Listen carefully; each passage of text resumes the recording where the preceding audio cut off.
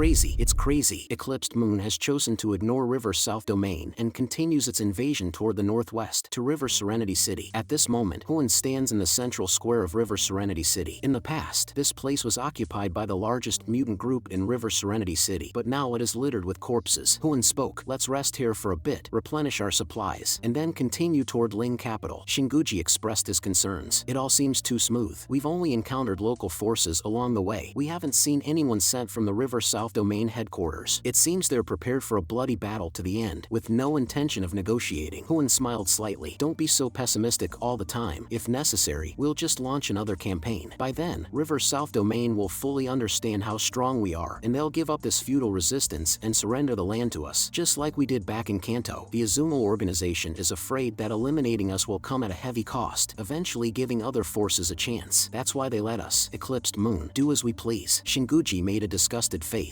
This isn't fluorescent. The executives of River South Domain might not act like those of the Azuma organization. Hoenn raised an eyebrow, playfully saying, all the high and mighty folks around the world are the same. Shinguji pushed up his glasses and said, to prevent an attack from River South Domain, don't leave a single survivor within a 5-kilometer radius. Meanwhile, in Blizzard City, Zhu Zhen, upon learning that Eclipsed Moon was heading to River Serenity City, urgently convened everyone in the meeting room. The leader of the mutant organization in River Serenity City, Wu Shifang, was furious. What's the situation in River Serenity now? I want to go back and see. Zhu Zhen hurriedly tried to calm him. Don't get worked up. We've already informed all the forces in River Serenity not to engage with Eclipsed Moon. Make sure to stay hidden. They have now occupied the central square area of River Serenity. If nothing unexpected happens, the organizations in that area are likely doomed. Wu Shifang took a deep breath. Although only the organizations near the square had been destroyed, his power was not safe either. He knew he had to hurry back and make arrangements. At this moment, Lan Xincheng said with a stern face, you're being reckless. Now is a crucial time for the plan, and your most important task is to cooperate with the headquarters to encircle Eclipsed Moon, not to act rashly based on your temperament. Do you think you can eliminate Eclipsed Moon by yourself? Wu Shifang was speechless. Lan Xincheng's words indeed made sense. Zhu Zhen said gently, all right, Lan Xincheng, he's just worried about his family and companions. It's understandable. But the next second, Zhu Zhen spoke sternly. Those people have just arrived in River Serenity City. Haste won't get them anywhere. They don't have many people, and they won't be able to conduct a major purge of River Serenity City anytime soon. Let's finalize our action plan now and move out first thing tomorrow. Their target is our Central Plains area. We absolutely can't let these despicable Ronin advance any further. Zhu Zhen looked towards Jangi and said, now, I'd like the 3 squad leaders to share the results of your discussions. Let's start with you. Jangi coughed, stood up unhurriedly, and said, I think the most crucial thing is to thoroughly understand the capabilities of the entire Eclipsed Moon group, especially finding a way to crack their intelligence gathering methods. Zhu Zhen nodded in approval. Brother Zhangyi's analysis is correct. Intelligence is a key factor in winning wars. It's precisely because we're still unclear about their sources of information that we suffered a setback in the last battle. Suddenly, Zhu Zheng's voice grew more emphatic. But we have an absolute advantage in other aspects. Whether it's the strength or numbers of the mutants, or the logistical support of fighting on home ground, we have an overwhelming advantage. And most importantly, we have the military assistance of our large region. At this, everyone couldn't help but look towards Zhu Zhen. Are you planning to use heavy weapons for precision strikes? Such powerful strategic weapons, no matter what level of mutant, the result is the same, turn to ash. However, during the Yuan Konya incident, the large region had also planned to use a massive weapon to destroy Heavenly Sea City. Why then is it not used now? Zhu Zhen seemed to sense the doubts in everyone's minds, and he explained, Eclipsed Moon has advanced satellite jamming devices. We can't accurately pinpoint their location. They can affect satellite reconnaissance within a 5-kilometer radius. It is indeed difficult for our firepower to cover a 5-kilometer range. However, we've prepared some other things to ensure we can give them a bit of a shock. Then, the second squad leader Zhuofeiyu stood up and said, learning from the failure of the first operation, I think this time we can't split our forces again. Even if it's only 3 teams, we need to keep the distance between them no more than 2 kilometers. And it's stipulated that when one team encounters Eclipsed Moon, the other 2 teams must support them immediately. There's no need to let the enemy lead us by the nose. Since they like to play a counter strategy, we can also switch opponents based on the battlefield situation in a timely manner. These words made Zhang Yi's eyes light up. Switching opponents, that's an excellent strategy. Zhu Zhen also approved, saying, this proposal is indeed good, and we will consider it seriously. Next, it was the third team leader Wu Shifang's turn to speak. His plan was more cautious. I propose sending out 10,000 soldiers to surround River Serenity Square, each equipped with an origin bullet. Then, use missiles to saturate bomb the area, forcing them to reveal themselves. I dare say, even if they are powerful, they cannot withstand such an onslaught. Upon hearing this, the headquarters staff looked at him with peculiar expressions. Bailey Changqing thought to himself, isn't he overestimating the region's capabilities? Firstly, manufacturing origin bullets is not an easy task. Moreover, if the region had so many armed forces available, would they even need to call you? Lan Xinchen directly stated, your plan won't work. Origin bullets are only supplied to a few special forces. It's not even realistic for 1,000, let alone 10,000. Hearing this, Wu Shifan's face turned a bit unsightly, but just relying on our few dozen people, it would still be difficult to annihilate Eclipsed Moon. After all, having more people is more secure. Zhu Jin knew well that the region simply did not have that many people to deploy, even among the 6 major investigation teams, for are already deployed elsewhere, and he could not possibly commit all available forces against Eclipsed Moon. Thinking this, Zhu Jin slowly spoke. This time, our goal is to destroy the Eclipsed Moon organization, but we don't necessarily need to eliminate them completely. These guys are cunning. To surround and annihilate them, we would need to deploy forces at least 10 times their number. Otherwise, they will definitely escape. What we can do is to confront them head-on, trap them in River Serenity City, and continue to wear them down with our forces and resources until they are completely defeated. At this moment, standing on the side, Deng Shintong spoke up. Catch the leader first. I think, as long as their leader is taken down, they will disperse as quickly as possible. Lan Xincheng analyzed calmly. We don't have much information on their leader Huan, but it's estimated that his combat power should not be inferior to the captains of the 6 investigation teams. The difficulty of executing a decapitation strike on him is extremely high. If Captain Deng can accomplish this, it would greatly accelerate our campaign. Deng Shintong confidently said, leave this task to me. Any target I mark, none can escape. As far as I'm concerned, he's already a dead man. Zhu Jin glanced at everyone and asked, does anyone else have something to discuss? If not, let's get to the main topic. Lan Xinchen took over, saying, we plan to act at 2 a.m. tomorrow. This time is when people are in deep sleep and most likely to expose their weaknesses. Jangi glanced at the time and murmured softly, that means we only have 10 hours left until the mission starts. Time is really pressing. Lan Xinchen continued, at that time, we will first conduct a full bombardment of the entire square, and then your 3 teams will close in on River Serenity Square. If we encounter the enemy, try to hold them and engage in a struggle. The remaining tasks will be handled by the main Heavenly God squad. At this point, the Minister of Operations, Tu Yunlai, spoke up. The headquarters has specially prepared customized weapons for this occasion, which you can collect from me after the meeting. At the end of the meeting, Zhu Jing said solemnly, this battle is crucial for the reputation of River South Domain and also for the honor of our country. Therefore, I ask all of you to fight hard and make sure to completely annihilate these Ronin. After the meeting, Zhu Jing kept Deng Shintong and Tu Yunlai behind. As core members, they had more detailed operational plans to discuss. The task of selecting equipment was assigned to Bailey Changqing. This scene made Jangi somewhat helpless. After all, I am also a captain of the investigation team on par with Deng Shintong, but clearly, I am not part of the core circle of the Combat Command Center. He sighed internally, realizing once again that everything is determined by strength. Subsequently, Zhang Yi and others followed Bailey Changqing to the armory. Inside, rows of weapons and equipment were neatly arranged. Firearms, combat uniforms, tanks, armored vehicles, and even armed helicopters. Bailey Changqing told everyone, you can choose any weapons here. Take as much as you can. Zhang Yi said with a smile, that's what you said, huh? Bailey Changqing then realized his slip-up and quickly added, I mean, each person can only take one weapon that suits them. You can't put them into a different space. Zhang Yi pulled Bailey Changqing aside and whispered, these things are pretty much the same as those at West Mountain Base. To me, they're practically scrap metal. I'm not interested in this stuff. Then, he turned and went to the armor section, muttering to himself as he looked at the combat uniforms. These uniforms don't feel the same as the ones we wore at the martial arts field that day. It seems there are higher grade equipments not displayed here. Even though the weapons and equipment here were already advanced, they were just standard armaments. After looking around, Zhang Yi approached Bailey Changqing again and whispered, is this how you plan to appease us? Bailey Changqing quickly explained, this is not to brush you off. The Swallow Cloud troops use the same weapons and equipment. As for the combat uniforms and Edmund metal weapons used at the martial arts field, those are only for the high-level officials and are not ordinary mass-market goods. Zhang Yi approached Bailey Changqing, lowering his voice and said, can you sneak a set of combat uniforms for me and Yang Yu? Given our relationship, this shouldn't be too difficult for you, right? Bailey Changqing's face showed some difficulty, and seeing this, Zhang Yi pretended to be angry and scolded. If it's too difficult, then forget it. Bailey Changqing immediately waved his hands cheerfully and said, it's not difficult